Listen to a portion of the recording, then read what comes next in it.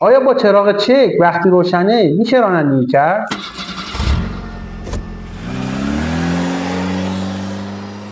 سلام دوستان عزیز، خوش اومدید به کانال خودرویی ما. امروز قرار راجع به یکی از رایج‌ترین سوالات ولی مهم خودرویی بپردازیم که تقریبا همه ما به نوعی تجربهش کردیم. آیا میشه با چراغ چک روشن رانندگی کرد؟ فرض کنید شما در حال رانندگی هستید، یک دفعه چراغ چک روی داشبورد روشن میشه. اولین چیزی که به ذهنتون میرسه اینه که چی شده؟ آیا میتونم ادامه بدم یا نه باید توقف کنم؟ راستش رو بخوای چراغ چک موتور میتونه از مشکلات خیلی ساده یا مسائل خیلی پیچیده‌تر رو نشون بده. اما سوال اصلی اینجاست که آیا باید فوراً توقف کنم یا تا تعمیرگاه میتونم برم؟ اول از همه باید بدونیم که این چراغ چطوری کار میکنه. چراغ چک موتور به طور کلی برای در واقع هشدار دادن به شما به وجود اومده. هشدار از وجود مشکلی در موتور یا قطعات مرتبط با اون.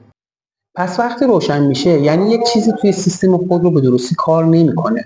اما اینکه مشکلی که باعث روشن شدن چراغ چک میشه چقدر جدی هست فرق میکنه. برای اینکه به شما کمک کنید تا بهتر درک کنید، بیایید اول دلایل روشن شدن چراغ چک رو بررسی کنید. چون این دلایل تعیین میکنه که آیا میتونید با خیال راحت ماشین رو برونید یا نه باید فوراً توقف کنید. دلایل روشن شدن چراغ چک به طور کلی به مواردی که خدمتتون عرض میکنم تقسیم میشه. اولا مشکلات جزئی مثل سنسورهای معیوب. بعضی وقتا چراغ چک به خاطر خرابی یک سنسور روشن میشه، مثلا سنسور اکسیژن که وظیفش اندازه‌گیری سطح اکسیژن در گازهای خروجی. اگر این سنسور خراب بشه ممکنه تأثیری در عملکرد خودرو در لحظات اولیه نداشته باشه، ولی در دراز مدت باعث افزایش مصرف سوخت یا کاهش توان موتور بشه. این مشکلات جزئی هستن ولی نباید نادیده گرفته بشن. دومین دلیل خرابی شمع یا سیستم جرقه زنی هستش. یکی دیگر از دلایل رایج که باعث روشن شدن چراغ چک میشه خرابی شمع‌ها یا کوئل هستش. این مورد هم معمولا باعث اختلال در عملکرد موتور میشه، اما در بیشتر مواقع خطر فوری نداره. اما در صورتی که نادیده گرفته بشه ممکنه آسیب‌های جدی به موتور بزنه. این مورد هم معمولا باعث اختلال در عملکرد موتور میشه، اما در بیشتر مواقع خطر فوری نداره. با این حال اگر این موارد را نادیده بگیری ممکنه به موتور آسیب برسونه. سومین دلیل مشکل در سیستم سوخت‌رسانی هستش. سیستم سوخت‌رسانی شامل قطعاتی مثل پمپ سوخت، فیلتر سوخت و سوزن‌های پاشش سوخت هستش که اگر این قطعات به درستی کار نکنن ممکنه باعث روشن شدن چراغ چک بشه. معمولا این مشکلات میتونن در عملکرد موتور تأثیر بذارن و گاهن باعث آسیب به موتور بشه. چهارمین دلیل مبدل کاتالیزوری خراب هستش. این یکی از رایج‌ترین مشکلاتی هستش که باعث روشن شدن چراغ چک میشه. کاتالیز وظیفه کاهش آلودگی خودرو رو داره.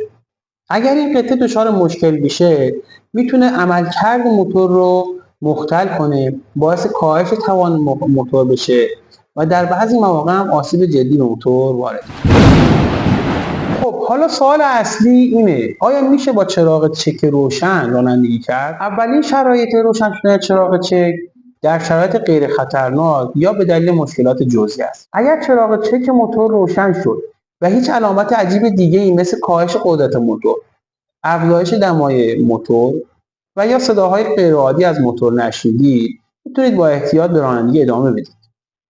این یعنی اگر مثلا سنسوری خراب شده یا مشکل جزئی دیگه‌ای پیش اومد میشه به تعمیرگاه مراجعه کنید، اما نباید مراجعه به تعمیرگاه رو به تأخیر بندازید چون ممکنه در آینده باعث آسیب‌های بزرگتر بشه. در این شرایط میتونید رانندگی کنید اما فراموش نکنید که حتما به تعمیرگاه مراجعه کنید. دومین شرایطی که چراغ چک موتور روشن میشه در شرایط خطرناک یا همراه با علائم غیرعادی هستش. فرض کنید که چراغ چک خودرو روشن شد و در کنار اون علائمی مثل کاهش شدید توان موتور، قدرت موتور، صداهای غیرعادی و غیر طبیعی از موتور میشنوید و یا بالا رفتن دمای موتور به صورت غیرعادی مشاهده کردید. در این صورت باید فوراً خودرو رو متوقف کنید. این نشانه ها در واقع حکایت از یک مشکل جدی است و اگر نادیده گرفته بشه میتونه به موتور و یا سایر قسمت ها آسیب جدی وارد کنه.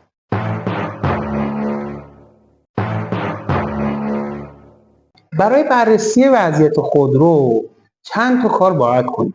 اولین کار استفاده از دستگاه دیاگ است. اولین قدمی که باید بردارید بررسی کدهای خطا و دستگاه دیاگ. دستگاه دیاگ دقیقاً کدهای خطا رو از کامپیوتر خودرو به ما نشون میده و ما متوجه میشیم چراغ چک خودرو به چه دلیل روشن شده.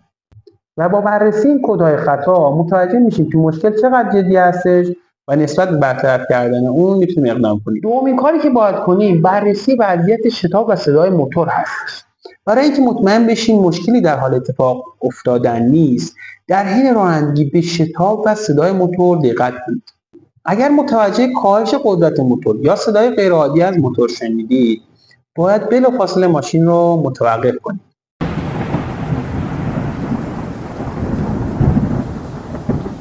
اگر میخواید تا تعمیرگاه رانندگی کنید، باید 2 شرایط رو در نظر بگیرید. اول شرایط ایدئال. ببینید رانندگی با احتیاط و با دقت زمانی باید حتما صورت بگیره که شما اون مواردی که خدمتتون عرض کردم، یعنی صداهای غیرعادی از موتور، کاهش شدید توان موتور و همچنین افزایش ناگهانی دما رو نداشتید، میتونید با دقت و با احتیاط تا تعمیرگاه رانندگی کنید. اینو میگن شرایط ایدئال. در شرایط در واقع بحرانی شما باید حتما از یدک‌کش استفاده کنید. یعنی اگر در حین روشن شدن چراغ چک علائم خطرناکی مثل کاهش شدید توان موتور یا افزایش غیرعادی دمای موتور و یا افزایش صداهای غیرعادی از موتور متوجه شدید، باید بلافاصله ماشین رو متوقف کنید و با یدک‌کش خودرو رو به تعمیرگاه ببرید.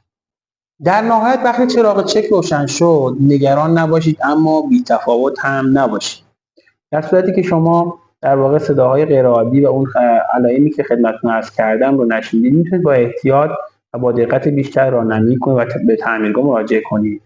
و اگر هم اون علائم خطرناکی که خدمتتون عرض کردم رو مشاهده کردید، باید بلافاصله فوراً خودرو رو متوقف کنید و اون رو با یدک‌کش به تعمیرگاه ببرید. تشخیص زودهنگام مشکل میتونه جلوی هزینه‌های سنگین تعمیرات رو بگیره. خب دوستان، امیدوارم این ویدیو به شما کمک کنه که با خیال راحت‌تر و آگاهی بیشتری با چراغ چک مواجه بشید. اگر سوالی دارید یا تجربی در این باره دارید، حتما در قسمت کامنت ها با ما به اشتراک بذارید تا من و دوستان هم از اون بهره ببریم. فراموش نکنید ویدیو رو لایک کنید، کانال ما رو سابسکرایب کنید و حتما به دوستانتون معرفی کنید. ویدیوهای بعدی هم از دست ندید. خدا نگهدار.